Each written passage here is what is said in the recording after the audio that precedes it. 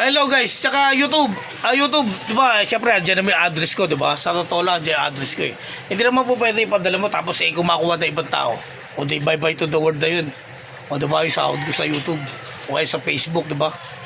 Yan sinasabi ko eh. Kung ipapa-deliver mo sa mga sa mga courier o kaya sa mga door to door tapos ibigay nila sa ibang tao, o paano na 'yon? O pag nanakaw na yun, involved ka agad sa theft yun.